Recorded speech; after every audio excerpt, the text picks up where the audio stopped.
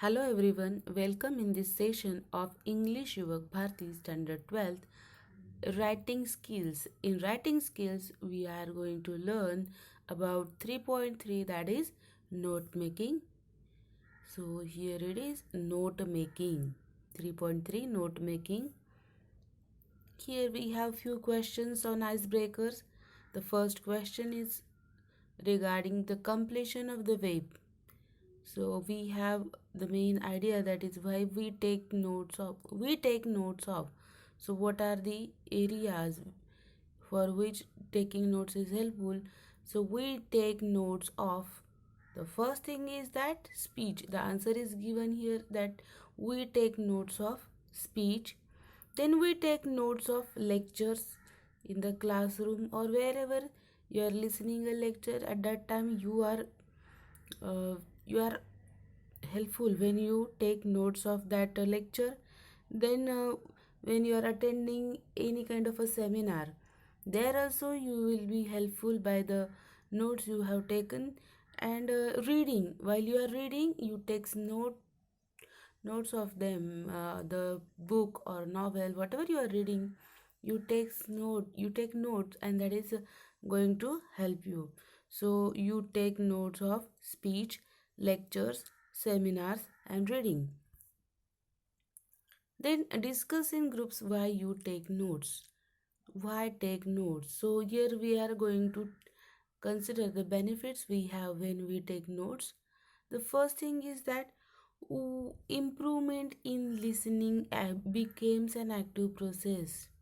Improvement in listening skill becomes an active process.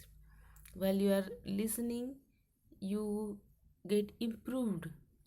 Your listening get improved because you are taking notes, and your active participation is there while you are taking notes.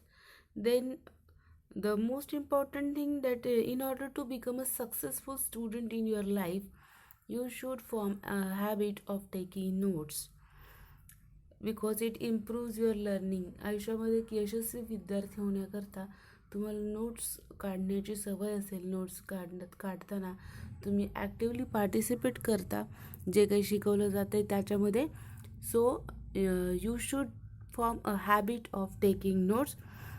Then what are the other benefits? It boosts your comprehension. Whatever you are learning, its comprehension gets better when you are taking notes. Then it helps you in retention of whatever you have learned. तुम्ही जे शिकला आहात ते लक्षात राहण्याकरता सुद्धा नोट्सचा उपयोग होतो. Then it extends your attention span. तुमचं जर लक्ष विचलित होत असेल, तुम्ही कॉन्सन्ट्रेट करू शकत नसाल, तर जेव्हा नोट्स घ्यायला लागतात तेव्हा आपोआप तुमचं कॉन्सन्ट्रेशन हे वाढतं. इट इम्प्रूव्ज ऑर्गनायझेशन स्किल आहे. जी काही माहिती सांगितली जाते ती तुम्ही व्यवस्थित ऑर्गनाईज करून स्वतःकडे त्याची नोंद करून घेताय. So it improves your organisation skill. And with the help of that it helps to increase your creativity. तुमच्याकडे आलेल्या माहितीच्या आधारे तुम्ही नवीन निर्मिती करू शकता. So it helps in increasing your creativity. So all these are the benefits of taking notes. Better notes will help you remember concepts, develop meaningful learning skills, and gain better understanding of a topic. Discuss in groups different styles or methods you use in your note making and taking. For example, to underlining important facts. This is what frequently done by student or a teacher, by everyone, that we highlight by underlining the important facts, the keywords, the concepts which are there. Sometimes they are given in bold because they are the important ones. So this is one of the way to highlight what is important by underlining. Then what are the other things which are there? What are the methods and styles which are there, and how it is helpful for us? See, we highlight those things, we copy them down, then we learn vocabulary of those words, or those key concepts. For example, we find out the synonyms and antonyms of that word, then we start using that word. So word uses are also very helpful. Repetition of those concepts and ideas will definitely help in retention, in better retention, and finding out the exact meaning will also help you to understand the better. You should have a better understanding of the topic. Then what are the ways or styles? We have a graphical table, presentation, chart, diagrams. So there are various ways to present it, and with the help of it, it gives you a picture in your mind, and it helps you to retain better in your mind. So here it is, we have the lesson, that is note making. Note taking and note making, both the skills are totally different. अतिशय महत्त्वाची गोष्ट इथे आज आपण शिकतोय, that is note taking and note making is totally different. साधारणपणे ह्याच्यामध्ये कोणताही फरक केला जात नाही, परंतु हे पूर्णपणे वेगळी कौशल्य आहेत असे इथे सांगितलं गेलं आहे. That's note taking in note making are totally different skills. Note taking is a passive process which is undertaken during lectures. Note taking is a passive process. जे काही बोललं जातं आहे ते फक्त ऐकून त्यातल्या काही ठराविक गोष्टी लिहून घेतल्या जातात, त्याला आपण काय म्हणू? Note taking. That is passive process. Note taking at a glance gives a complete view of a paragraph or any content which contains the main points, supporting details of what is heard during lectures or speech. So लेक्चर्सच्या वेळी, स्पीचच्या वेळी जे काही बोललं गेलं आहे त्यातले कीवर्ड्स, मेन आयडियाज जे आहेत आणि रिलेटेड एक्झाम्पल्स जे आहेत, सपोर्टिंग डिटेल्स जे आहेत, त्या सर्व इथे आपल्याला कव्हर केलेल्या दिसतात. आणि नोट टेकिंगमध्ये हे सगळं काही आपण म्हणू की ज्याचा रेकॉर्ड केलं जातं. Taking notes while reading from different books and present for different purposes. There is one more way of note taking, that if you are reading and you are taking notes of that book and you are presenting the information you get from different places for different purposes. Note making is a more active and focused writing skill. Now here it comes the thing, that is what is note making. Then note taking म्हणजे काय ते पाहिलं आपण. मग note making म्हणजे काय? It is a more active and focused writing skill where a concrete connection between all relevant concepts and words is drawn to infuse or connect all thoughts together by a method, points, tree diagram or a table, etc. So whatever information you are getting, whatever notes you are taking, you are going to process it. That is very important. तुम्हाला जी काही माहिती मिळाली आहे ती सर्व माहिती तुम्ही process करताय, त्याच्यावर काहीतरी प्रक्रिया करताय, आणि म्हणूनच नोट मेकिंग हे नोट टेकिंगपेक्षा वेगळं आहे. So note taking you just write down, but in note making you process it. Whatever information, whatever knowledge you get, you are processing it, and that is what it is said, where a concrete connection between all relevant concepts and words is drawn to infuse or connect all thoughts together by a method. So a method is used, and whatever you are doing, you are establishing a connection between all relevant concepts which are there. तिथे आलेल्या महत्त्वाच्या concepts, ideas ज्या आहेत त्याच्यामध्ये connection आहे ते तुम्ही establish करताय, तुम्हाला ते कळतंय, समजतंय, आणि ते तुम्ही प्रेझेंटसुद्धा करत आहात with the help of points or tree diagrams or table etcetera. Then what are the similarities between note taking and note making? Both provide the students with material for easy reference, preparation and study during an examination. So both are helpful for a student. For a successful student, both are really very helpful because it helps him or her to get an easy reference. It helps in preparation and studying while during examination. Both aid the students in remembering facts easier as it utilizes both reading and listening sense. विद्यार्थ्याला आणखीन एक प्रकारे मदत जी होतीये note taking असेल किंवा note मेकिंगची both aid the students in remembering facts retention. The problem of retention is there. Sometimes you understand but you get easily forgot. That is why remembering facts is also important. So when there is a graphical representation or picture is there in front of you, it helps in retention. So a table tree diagram really helps you for better retention of facts. So while you are reading or listening, it helps you to improve your reading and listening sense or skills. Both have the same purpose, that it is for the students to excel in their studies. In order to be an excellent student, in order to be a successful student, you should develop a habit of note taking and also note making.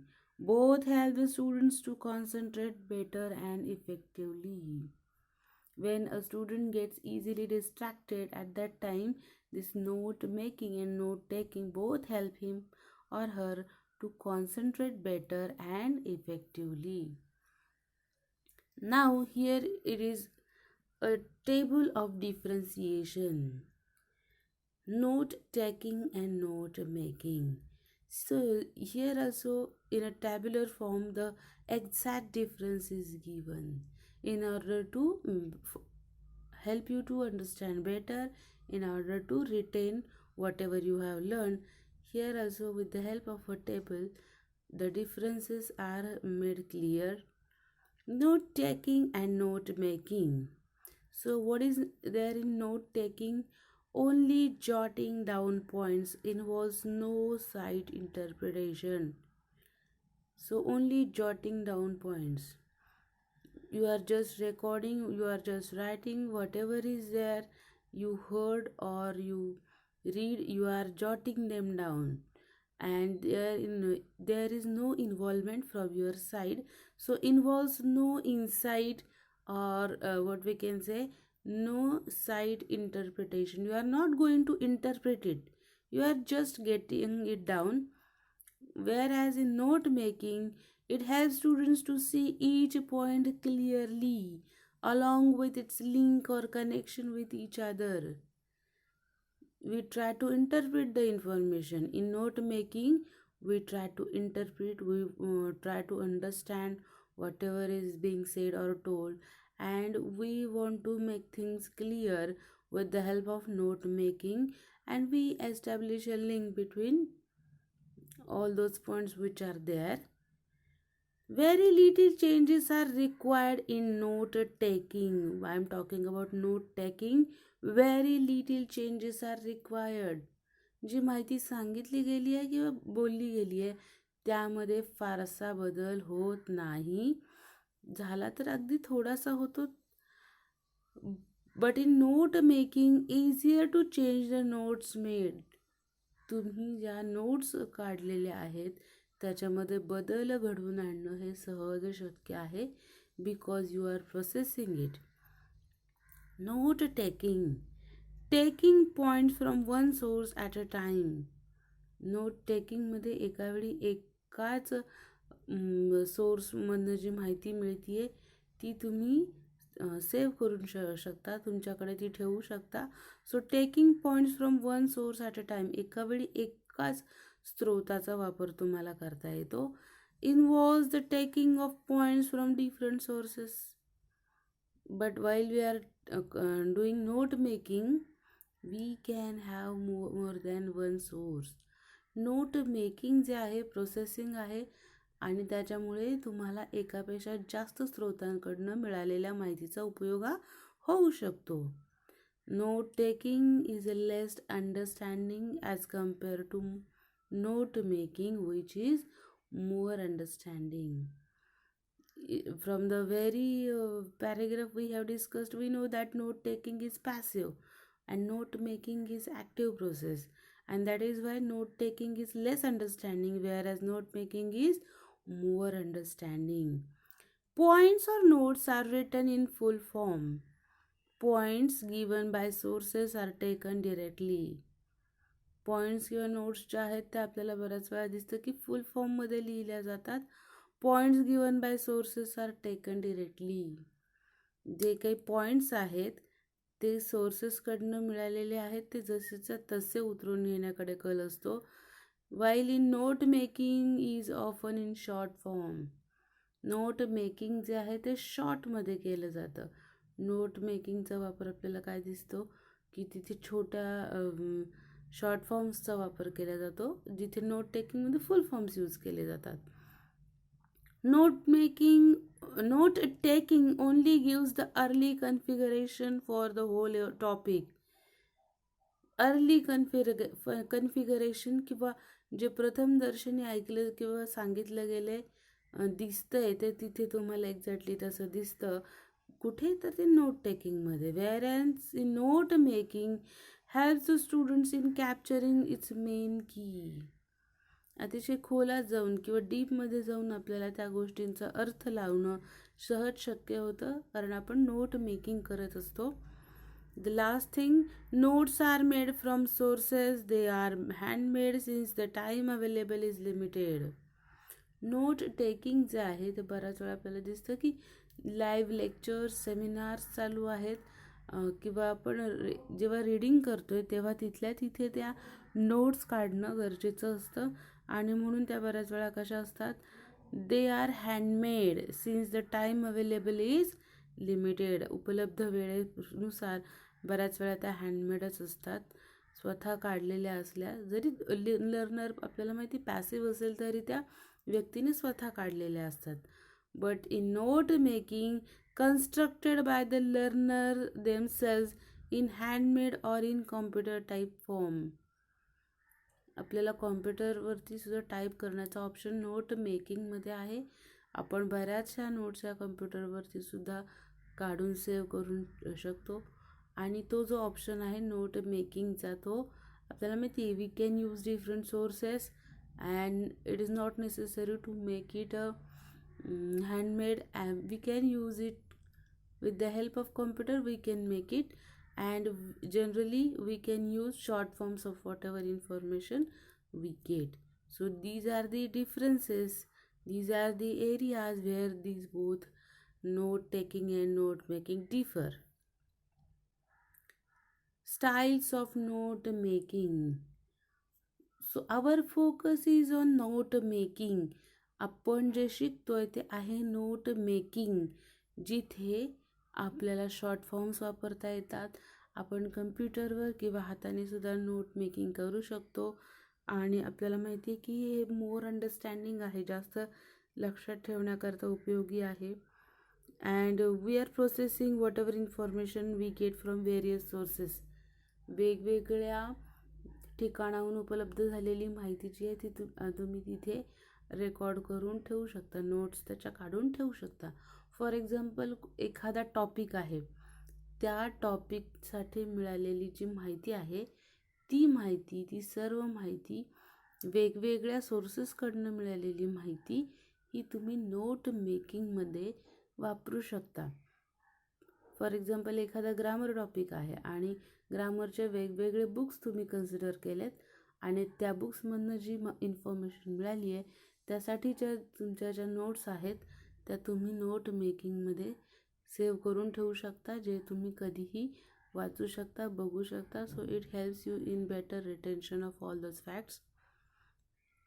So what are the styles of note making? Tables, charts. They may be bar charts, pie charts or flow charts. Bar charts असतील, पाय charts असतील किंवा flow charts असतील, ते सुद्धा तुम्हाला note मेकिंगसाठी उपयोगी पडतात. Then line graph, whatever information you are writing you are representing it with the help of a line graph. Then tree diagrams are there. You know, tree diagrams are there. Main thing is there, then branching is there, then sub branching is there, then pictograms are there. What do you mean by pictograms? There is a resemblance to physical object. For example, one apple for 10 apples, one man for 10 man, and with the help of that we are representing the data we have and all the things which are presented in pictograms. Then maps and plans are there. What is there? Maps and plans. Maps are there where drawings are made which are exactly representing the thing which we want to show. So maps are there and plans are there.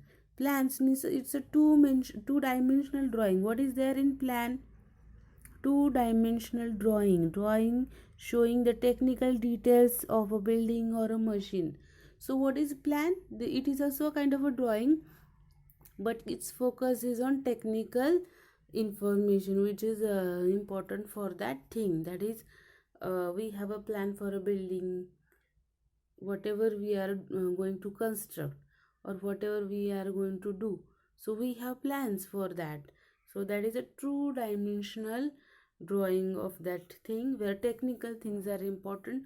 So all these things are also a kind of a note making. Here we have an example of a note making. We have a paragraph on Ayurvedic medicine facts. आयुर्वेदिक औषधं जी दिली जातात त्यांच्याविषयीची माहिती सत्य आपल्याला इथे कळत आहे. Fundamentals of Ayurvedic medicine. आपल्याला आयुर्वेदिक ट्रीटमेंट जी मिळते ती कशी दिली जाते, काय बेस असतो तिचा, हे आपल्याला समजतं आहे. To understand Ayurvedic treatment, it is essential to have an idea of how the Ayurvedic system regards the human body. The basic life force in the body is a prana, which is also found in the elements and is analogous to the Chinese notion of qi. प्राण ही जी concept आहे Chinese भाषेमध्ये आपल्या प्राणशी similar एक concept आहे, notion आहे, एक idea आहे जी आहे ची, ज्याचा अर्थ साधारणपणे प्राण ह्या संकल्पनेशी तो अगदी सामर्थ्य असलेला आहे. तर आपल्याला दिसतं की प्राण ही जी कन्सेप्ट आहे ही आपण जेव्हा ट्रीटमेंट करत असतो, आयुर्वेदिक ट्रीटमेंट जेव्हा व्यक्तीला दिली जाते तेव्हा प्राण ही कन्सेप्ट लक्षात ठेवूनच त्याला ट्रीटमेंट दिली जाते. As Swami Vishnudevananda, a yogi and expert, put it, प्राण is in the air but not the oxygen. आता हे जे स्वामी आहेत विष्णुदेवानंद यांनी जे सांगितले, जे स्वतः एक योगी आहेत, एक्सपर्ट आहेत, एक्सपर्टाईज आहे त्यांचं आयुर्वेदिक ट्रीटमेंटमध्ये, त्यांनी काय सांगितलं आहे? व्हॉट इज प्राण? प्राण इज इन द एअर. हवेमध्ये आहे परंतु तो ऑक्सिजन नाही. प्राण is in the air but it is not the oxygen nor any of its chemical constituents. हवेमध्ये त्याचं अस्तित्व असं वेगळं काही दिसू शकत नाही. कुठल्याही प्रकारचं केमिकल कन्स्टिट्युएंट्स हवेमध्ये आपण सिद्ध करू शकत नाही. It is in food, water and in the sunlight. फक्त हवेमध्येच आहे का? तर नाही. तर तो अन्नामध्ये आहे, पाण्यात आहे, सूर्यप्रकाशात आहे. Eight it is not vitamin. असं असलं तरी कुठल्याही प्रकारचं व्हिटॅमिन ते नाही आहे. व्हिटॅमिन नाही. It's not heat or light rays. आपण सिद्ध करू शकू अशी कुठलीही गोष्ट म्हणजे प्राण नाही आहे. फूड, वॉटर, एअर एक्सेट्रा कुठेही ते असलं तरी ते सिद्ध होऊ शकत नाही. Are only the media through which is the prana flows. असं असलं तरी हवा, अन्न, पाणी या सगळ्यामध्ये प्राण हा असतोच असतो आणि तो तिथे काम करत असतो. So what are the areas? Food, water, air. अन्न, पाणी असेल, हवा असेल, या सर्वांमध्ये आपल्याला दिसतं की प्राण आहे आणि त्या प्राणाचं वहन हे होत असतं. ही गोष्ट आणखीन अशी वेगळ्या प्रकारे सांगता येईल की जे अन्न आपण खातो, पाणी पितो, आपल्याला ऑक्सिजन लागतो श्वसनाकरता, या सर्व गोष्टींची गरज आपल्याला असते जिवंत राहण्याकरता. आणि ह्या सगळ्या गोष्टींमध्ये काय आहे तर प्राण आहे. In Ayurveda, there are 5 basic elements that contain prana. Earth contains प्राण असलेल्या ज्या बेसिक 5 एलिमेंट्स आहेत, मराठीमध्ये आपण असं म्हणू की पंचमहाभूत जे असतात, आपल्याला माहिती 5 बेसिक एलिमेंट्स, तर ते कोणते आहेत? अर्थ, वॉटर, फायर, एअर अँड इथर. दॅट इज पृथ्वी, पाणी, अग्नी, वायू आणि अवकाश किंवा अंतरिक्ष. एथर मीन्स व्हॉट? अंतरिक्ष. ह्या सगळ्या गोष्टी ज्या आहेत पंचमहाभूत आहेत. कोणती? तर पृथ्वी, जल, अग्नी, आकाश, वायू आणि आकाश, ही जी पंचमहाभूत आहेत या सगळ्यांचा एक बेस फॉर्म आहे की ज्याच्या योगे आपलं शरीर बनलेलं असतं. These elements interact and are further organized in the human body as 3 primary categories or basic physiological principles in the body that govern all bodily process known as the doshas. मग ह्या पंचमहाभूतांचं शरीर बनलेलं आहे आणि मग या पंचमहाभूतांनीच आपल्याला दिसतं की 3 दोषांची निर्मिती झालेली आहे. द 3 दोषाज आर वात, पित्त, कफ. या पंचमहाभूतांची वेगवेगळी समीकरणं तयार होतात आपण असं म्हणू, आणि त्यातून 3 दोषांची निर्मिती होते.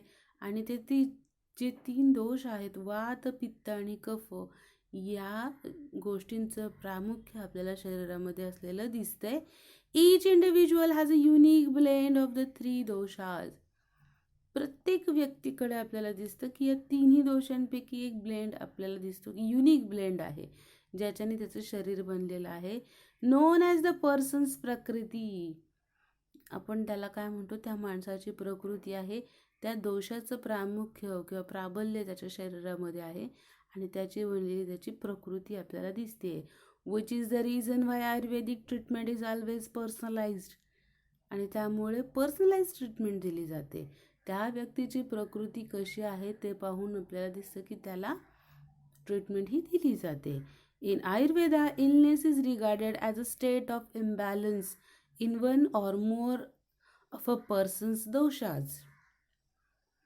आयुर्वेदिक ट्रीटमेंट जी दिली जाते तर ती ह्या आधारावर दिली जाते की त्या व्यक्तीच्या प्रकृतीमध्ये वात प्रकृती, पित्त प्रकृती किंवा कफ प्रकृती आहे, त्यामध्ये जो काही इम्बॅलन्स झाला आहे त्यामुळे त्या व्यक्तीला आजार झाला आहे असं समजलं जातं आयुर्वेदामध्ये.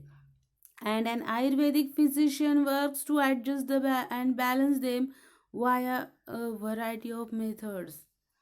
हा जो इम्बॅलन्स झाला आहे तो परत बॅलन्स करण्याकरता, परत गोष्टी जागेवर आणण्याकरता त्या व्यक्तीची जी प्रकृती आहे, जो वात, पित्त किंवा कफ प्रकृतीचा मनुष्य आहे, त्याची प्रकृती, त्याचा जो इम्बॅलन्स आहे तो कमी करण्याकरता वेगवेगळ्या मेथड्सनी आपल्याला दिसतं की जे आयुर्वेदिक फिजिशियन आहेत, आयुर्वेदिक डॉक्टर्स जे आहेत ते ट्रीटमेंट हे करत असतात.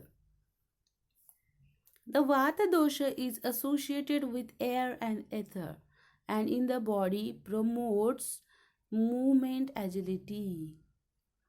वात प्रकृतीचा जो मनुष्य आहे त्याच्यामध्ये एअर अँड एथर या 2 गोष्टींना अतिशय महत्त्व आहे. यांनी त्याचं शरीर बनलेलं आहे. वायू आणि अवकाश. वात प्रकृतीच्या माणसामध्ये वायू आणि अवकाश या 2 गोष्टींचा ब्लेंड आहे, मिक्सचर आहे, आणि म्हणून त्याच्या शरीरामध्ये आपल्याला काय दिसतं? Promotes movement agility. मूवमेंट आहे, ॲजिलिटी आहे. Vata people are typically thin and light physically. अशक्त, किडकिडीत अशा शरीरयष्टीची ही लोक असतात. ड्राय स्किन्ड, त्वचा कोरडी असते. Very energetic and mentally restless. Energetic असतात, कुठल्याही कामासाठी त्यांना उत्साह असतो, परंतु मानसिकदृष्ट्या कसे असतात ते बऱ्याच वेळा ते मेंटली रेस्टलेस असतात किंवा मानसिक शांतता त्यांना फारशी मिळू शकत नाही. When Vata is out of balance, there are often nervous problems, hyperactivity, sleeplessness, lower back pains, and headaches. या वातदोषामध्ये जर काही इम्बॅलन्स तयार झाला तर हे सगळे जे त्रास आहेत ते त्या व्यक्तीला होतात. नर्वस प्रॉब्लेम्स असतील related to nervous system, then hyperactivity is there, sleeplessness, lower back pains, कंबरदुखी वगैरे असे त्रास होऊ शकतात. अँड हेडेक्स, तो अशा प्रकारचे सर्व त्रास हे कशामुळे होतात तर वातदोषांचा जो इम्बॅलन्स आहे तिथे आपल्याला जर काही दिसेल इम्बॅलन्स असेल तर हे असे त्रास त्या व्यक्तीला होतात. पित्त दोष is associated with fire and water. पित्त दोषामध्ये ज्या दोन आपण म्हणू की पंचमहाभूतांचा ब्लेंड आहे ते कोणते आहेत? Fire and water. खरं तर अतिशय दोन वेगळ्या विरुद्ध गोष्टी आहेत तरी सुद्धा त्याचा एक ब्लेंड आपल्याला fire and water is there in pitta dosha. It is responsible for metabolic processes and digestion. पचनाच्या संबंधित सर्व गोष्टी ज्या आहेत त्यामध्ये आपल्याला ह्या पित्त दोषाचं प्राबल्य दिसतं. Pitta characteristics are medium build bodies, fair skin, strong digestion and good mental concentration. पित्त दोष किंवा पित्त प्रकृती असलेली व्यक्ती जी आहे साधारण मध्यम बांध्याची, फेअर स्किन असलेली, स्ट्रॉंग डायजेशन असलेली, पचनसंस्था चांगली असलेली आणि चांगल्या प्रकारे कॉन्सन्ट्रेशन करू शकणारी अशी असते. पित्त imbalances shows up as anger and aggression and stress related conditions like gastritis, ulcers, liver problems and hypertensions. पित्तामध्ये जर काही इम्बॅलन्स असेल पित्त प्रकृतीच्या व्यक्तीमध्ये तर आपल्याला काय दिसतं? ती व्यक्ती पटकन चिडणारी, आक्रमक असते किंवा स्ट्रेसमुळे होणाऱ्या आजारांना ती आमंत्रण देते. Just like that gastritis, ulcers, liver problems and hypertensions. So these are the problems for the person who has a pitta prakriti. The kapha dosha is associated with water and earth. कफ दोष जो आहे त्यामध्ये water and अर्थ, जल आणि पृथ्वी या दोन गोष्टींचा आपण म्हणू की जो संगम आहे तो आपल्याला इथे दिसतो. People characterized as a kapha are generally large or heavy with more oily complexions. कफ प्रकृतीचा मनुष्य लगेचच ओळखू येतो कारण त्याचं जे शरीर जे आहे जनरली लार्ज और हेवी, अंगाने असा धिप्पाड मनुष्य किंवा वजनाने भरपूर असा जो मनुष्य आहे ज्याची स्किन ऑइली आहे तो कसा आहे? कफ प्रकृतीचा आहे. They tend to be slow, calm and peaceful. कफ प्रकृतीचा मनुष्य जो आहे तो कसा आहे? स्लो असतो, शांत असतो आणि शांततेने राहतो किंवा समाधानी असतो असं आपण म्हणायला हरकत नाही.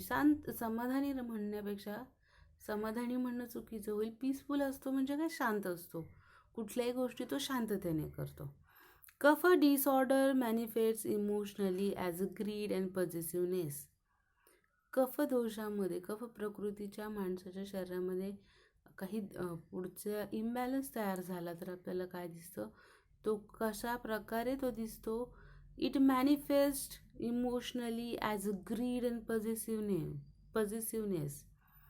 आणि अधिक गोष्टी हव्या आहेत किंवा त्याच्यासाठी त्याच्याकडे ग्रीड किंवा पॉझिटिव्हनेस आहे. सगळ्या गोष्टींचा अक्युम्युलेशन करण्याचा त्याचा स्वभाव तयार होतो आहे. याचाच अर्थ तो व्यक्ती कफ दोषाने पीडित आहे असं आपण म्हणू शकतो. उदाहरणार्थ जास्त आहार घेणं हे सुद्धा एक प्रकारे ग्रीड आणि पॉझिटिव्हनेसचंच लक्षण आहे. And physically as obesity, fatigue, bronchitis and sinus problems. आणि ह्या सगळ्यातनंच पुढे त्याचा जो इम्बॅलन्स आहे तो कसा दिसतो? स्थूलत्व असेल, थकवा असेल, ब्रॉन्कायटिस, फुफ्फुसाच्या नळ्या ज्या असतात, श्वसनमार्ग जो असतो त्यांचा दाह होतो, जलन होतं, तिथे त्या जळजळ अशी वाटत असते. आणि सायनस प्रॉब्लेम्स जे आहेत की त्यातनं कफ तयार होणं, सर्दी होणं आणि असे जे प्रॉब्लेम्स आहेत हे सुद्धा आपल्याला साधारणपणे कफ दोषाच्या व्यक्तीमध्ये दिसतात. Now let's complete the following diagram that represents prana and its elements. तर ह्या पॅराग्राफमध्ये जी माहिती मिळाली आहे ती सर्व माहिती आपण नोट मेकिंगद्वारे इथे रिप्रेझेंट करतोय. So the main concept that is प्राण, then what are the basic elements? Earth, then water is there. Second is water, fire, air and ether. Bodily process 3 doshas. या ह्या पंचमहाभूतांनी मिळून जे शरीर बनतं त्यातनं 3 दोषांची निर्मिती होते. Vata, pitta and kapha doshas are there and they are associated with. Vata is associated with air and ether. वात प्रकृतीचा जो मनुष्य आहे त्याचं शरीर हे वायू आणि अवकाशांचं बनलेलं आहे हे आपण पाहिलं. Then we have the next thing that is pitta. पित्त प्रकृतीमध्ये आपल्याला काय दिसतं? Pitta prakriti is associated with fire and water, and in kapha it is associated water and earth. Then what are the characteristics of vata prakriti? Vata prakriti, person who has a vata prakriti, he is thin and light physically. शारीरिक दृष्ट्या अशक्त, किटकिटीत आणि कमी वजन असलेला असतो. Dry skinned, energetic, mentally restless. हे जे आहेत हे त्याची वैशिष्ट्ये आहेत की वात प्रकृतीचा माणूस हा कसा आहे तर अशक्त आहे, वजन कमी आहे त्याचं, ड्राय स्किन आहे, एनर्जेटिक आहे आणि मेंटली रेस्टलेस सुद्धा तो आहे. पित्त प्रकृतीचा जो मनुष्य आहे, medium built bodies, fair skin, strong digestion and good mental concentration. So this is all about pitta. And what about kapha? The person who has a kapha prakriti, he was generally the person who has a kapha prakriti, he is generally, or the people are generally large or heavy. शरीर कसं आहे त्यांचं? धिप्पाड शरीर आहे, वजन जास्त आहे.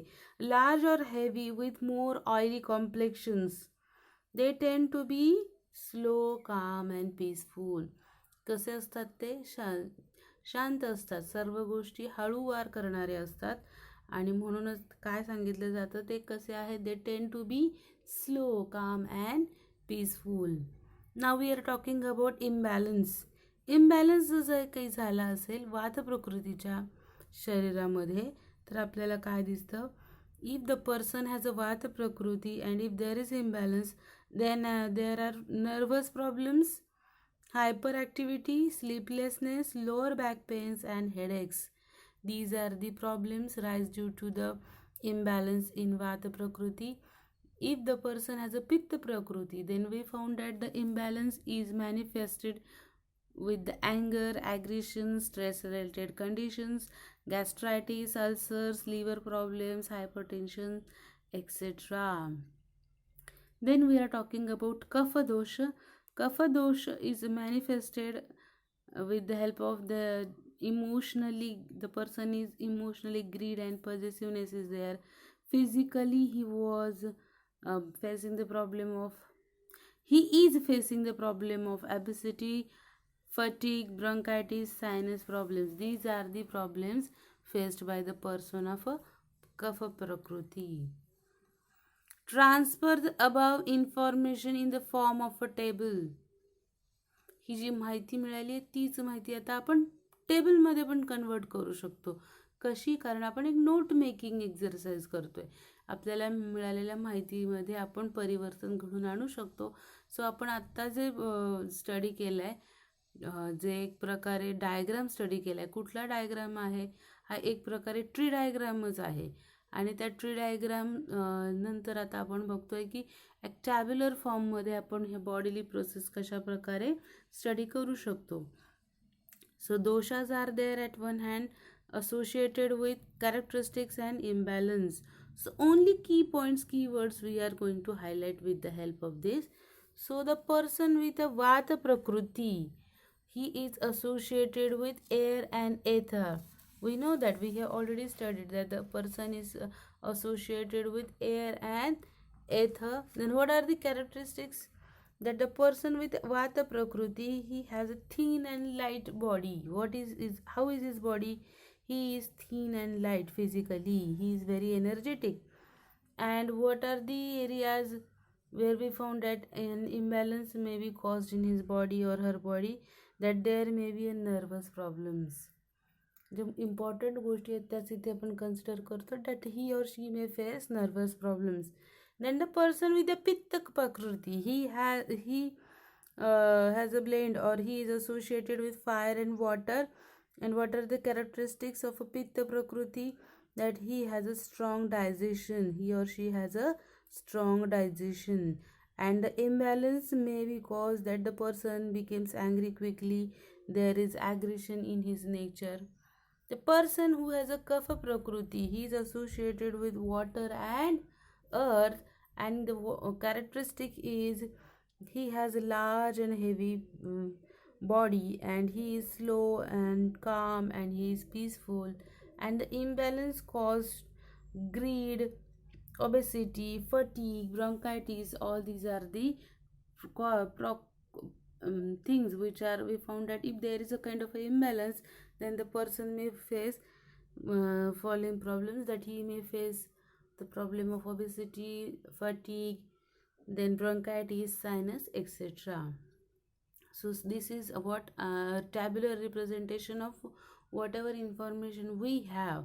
So see, first here we have a paragraph, then here we have the tree diagram, and here we have a tabular representation of it. So whatever information we get from the paragraph, we can make a tree diagram out of it, or we can make a table out of it. So these kind of methods are used by us, and this is what note making is. So this is the time to do homework. So all the activities which are there on page number 151 and 152 under the lesson. So you have to do the activities in your notebook. So thank you students. We will soon meet in the next session.